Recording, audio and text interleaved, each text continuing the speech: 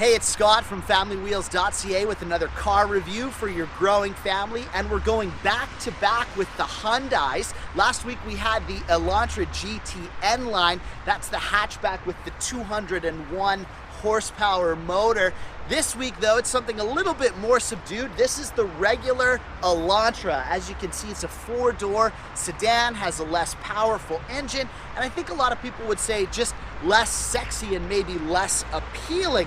But this car is going to be more appealing to people who are looking for a really good value, people who want reliability, something that's within their budget, and something that's still going to work just for all of those daily family tasks. Now the question, of course, is though, does it actually do all of those things? We're going to put it through its paces and find out. It's the Hyundai Elantra this week on Family Wheels.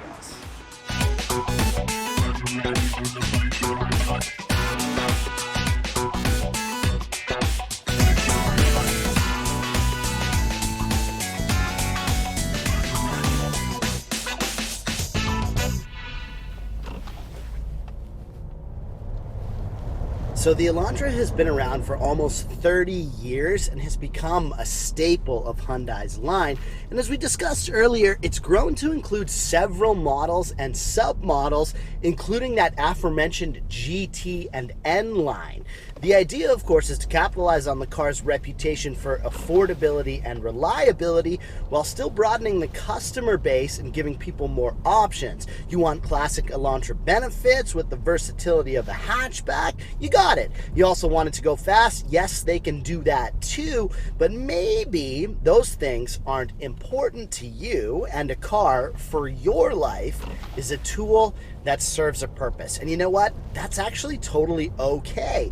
There are lots of people out there who feel this way about cars. Just the other day, in fact, I was chatting with someone who was considering a new car, and for her, things like horsepower, torque, and handling were the last things on her list. She wanted something that fit her lifestyle, that she could afford, and offered her some conveniences to make life easier. Even looks were low on the list. She wanted usability above all, and it's for those people that I think the Elantra could be a contender.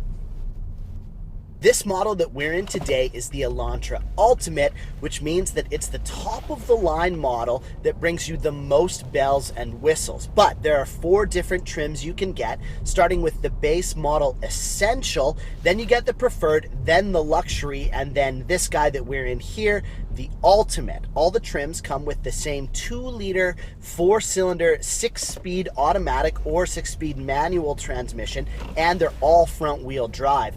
From there, it's choose your poison with things like leather, sun and safety package, an infinity audio system, a proximity key which unlocks the doors when it senses you're near, which is a feature that I love, and Android Auto and Apple CarPlay.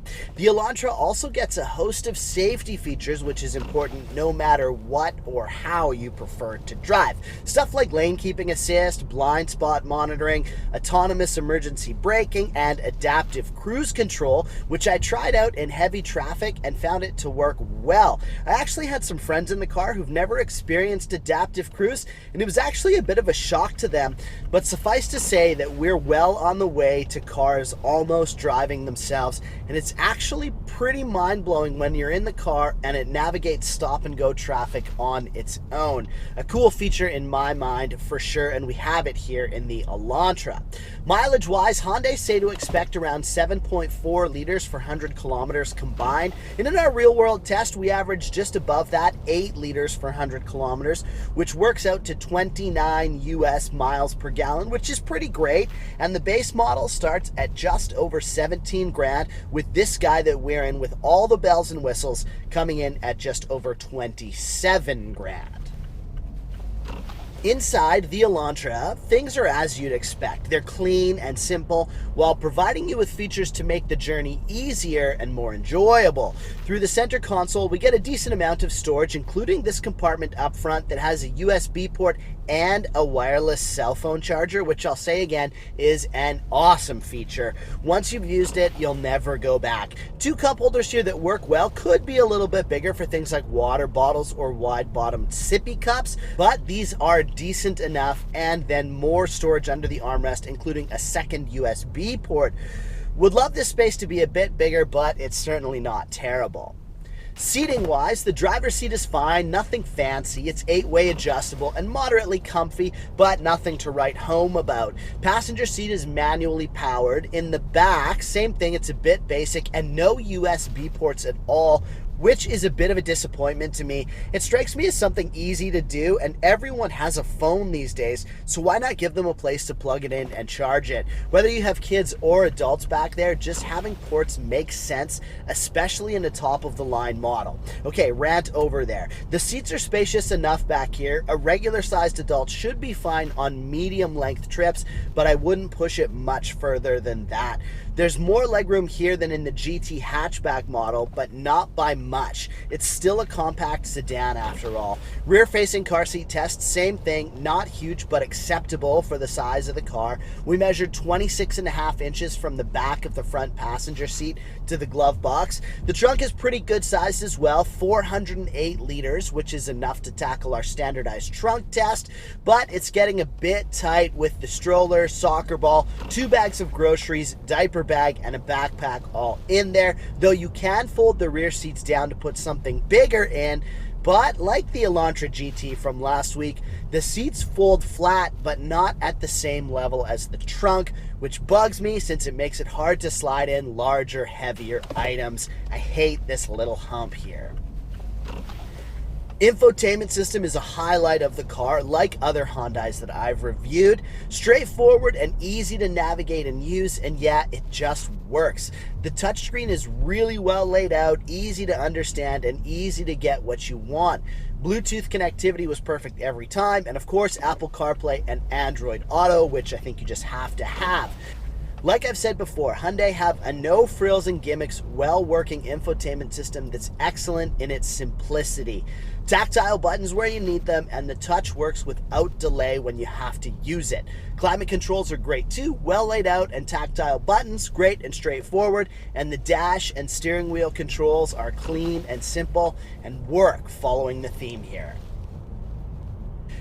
And drive-wise, yeah, same thing, par for the course. No one is going to be buying this car with performance driving in mind, but that said, it's completely fine to drive, and if you bear in mind what it's supposed to be, it's actually quite good. It has a sport mode, which adds a little pep, and it handles just fine. Enough power to pull out and pass, and keep it up on longer journeys. The ride is also comfortable and smooth. There's nothing jerky or uncomfortable about it, and again, it's not like people who are buying this car are doing it to scare their passengers or show off on the strip. So in that sense, the ride is good for what it is. And looks wise, yeah, you guessed it, it's a Hyundai Elantra. I do think that the Ultimate Edition is the best looking of the sedans. The 17-inch wheels help, but I'll be honest, I don't particularly love the lines on the car, especially around the front grille and the headlights here. I've said before that I am a sedan guy. I love them, and I think that it's possible, even for tamer ones, to still look sporty and appealing. But this guy just seems so happy to relish in its sort of mediocre looks. The N-Line that we've been talking about from last week has a whole bunch of really nice styling cues, which tells me that Hyundai can do design if they want to. But for me, I doubt this thing would pass the look-back test. And even though most people looking to buy an Elantra probably don't care, I still think it's something to consider. Even if you're not a car person, you're spending a lot of money, and I feel like your car should at least ignite some passion. I don't know. For me, this area, a bit of a mess. So all in all, I think the Elantra is probably a great choice for those people that we mentioned off the top. Looking for something within budget, something that is practical and still really reliable and has everything that, you know, the growing family kind of needs. And I think this checks all of those boxes. Decent room in the trunk, it's comfortable enough for the right sized family, and it has enough creature comforts that make driving it really not bad at all. So yeah, I think for the right person, it could be a really great choice. Hey, if you enjoyed the video, hit like or subscribe to the channel or leave us a comment. I would love to hear from you. For Family Wheels, I'm Scott.